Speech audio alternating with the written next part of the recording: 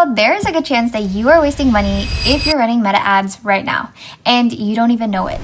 So today I will break down the 5 most expensive mistakes I see and more importantly, how to fix them if you are spending on Facebook and Instagram for ads and not seeing results. One of these are probably the reasons. Let's dive in. Here's mistake number 1, spreading your budget too thin. Here's what I see a lot of the times, or what I hear from business owners, is they're spending thousands of dollars and they launch 8 different campaigns. They're running awareness, engagement, lead gen, conversion, retargeting, and testing 3 different audiences all at once. Here's the problem. Meta's algorithm needs data to optimize. When you split a small budget across too many different campaigns, none of them are actually getting enough delivery to exit the learning phase. You're basically starving every campaign. Let me give you an example. So a client actually came to me wanting to spend $900 a month across 5 different campaigns. Each campaign was getting probably around $180, none of which was enough conversions to stabilize.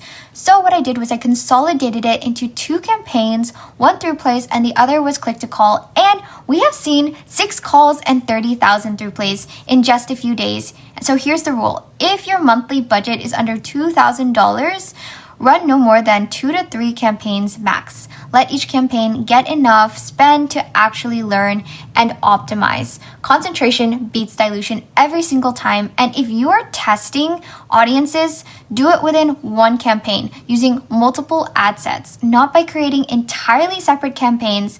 You have to keep your budget focused. Mistake number 2 is tracking only the return on ad spend. Now, don't get me wrong, return on ad spend is actually so important, but if it's the only metric that you are watching, you are probably flying blindly, and here is why. Return on ad spend doesn't tell you where the problem is. Let's say your ROAS is low. Okay, is it because your CPM is too high? Is it because your click-through rate is terrible? Are people actually clicking but not converting? Is your landing page the issue? I know of service businesses that were obsessed with return on ad spend. They kept pausing campaigns because the immediate return was not there. But when they dug into it deeper, they found out that their cost per lead was actually excellent. Sales wasn't following up within the 24 hours. That was the problem. The ads were working. The follow-up wasn't. So here's what you need to track. Primary metrics: cost per lead, cost per acquisition, return on ad spend. Secondary metrics are CPM, CTR, frequency, landing page conversion rate. You need to have the full picture. If your CPM is spiking, that is probably a creative problem. If your CTR is low, that is a messaging or audience problem. If people are clicking but not converting, that is probably a landing page problem. So return on ad spend is the outcome, but the secondary metrics tell you how to fix it. So track the full funnel, not just the bottom line. Mistake number 3 is that testing too many different things at once. I get it that you might be excited, you want to test different, images, different copy, different audiences, different offers. Maybe you want to even test different landing pages all at the same time. But here's what happens. So you get data, but you have no idea what actually worked.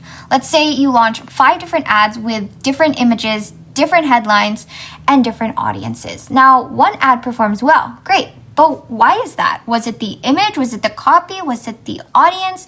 You don't know. So you can't replicate the win. This is called too many variables, and it kills clarity. Here is how to test properly. So you isolate one variable at a time. Let's say week 1, test 3 to 5 different creatives within that same audience and the same copy structure. Find your winner, and then in week 2, take that winning creative and test 2 to 3 different audiences, different segments. And then week 3, test different headline variations within your winning creative and audience. So controlled testing gives you signal, chaotic testing gives you noise. So if you start testing narrow, test one thing and then introduce the next variable, and that's how you build a profitable campaign system systematically.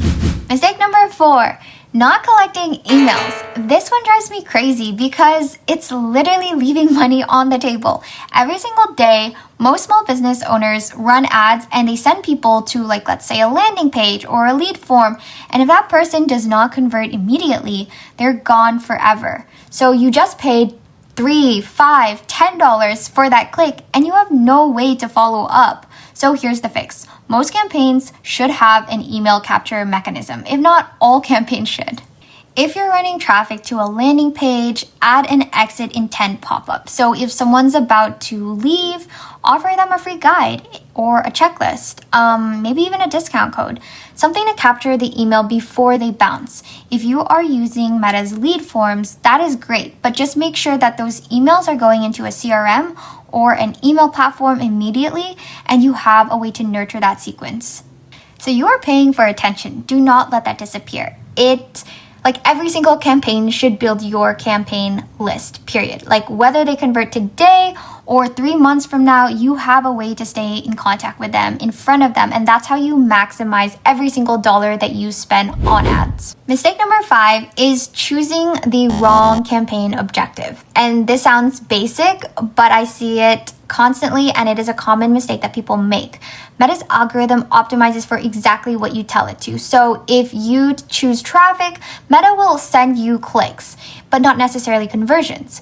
If you choose engagement, you'll get likes and comments, but not leads. So if you choose awareness, you'll get, cheap impressions, but no one's taking action. Now, here's the rule. Your objective should match your business goals. So if you want leads, use the leads objective, or conversions with leads as your event. If you want sales, use conversions or the sales, and make sure that your pixel is actually tracking purchases. If you want calls, use leads and optimize for phone number, submissions, or use call ads. Do not run a traffic campaign and then wonder why no one is filling out your form, because the algorithm did exactly what you asked it to do, and it sent you traffic. So it wasn't told to optimize for conversions. Meta is a machine, so it does what you program it to do. If your goal is conversions, tell the algorithm to optimize for conversions. Do not ask for traffic and expect leads. Match your objective to your actual outcome. So enough said about that. Those are the first 5 mistakes. In part 2, I will be covering 5 more, including weak creative testing, not letting the algorithm learn, and one of the most common questions that I actually get surprisingly, which is, are paid ads hurting your organic reach? If this was helpful, hit subscribe. I will be dropping some advanced meta ad strategies, and drop a comment. Which of these 5 mistakes have you made? Now let's talk about it, and see you in part 2.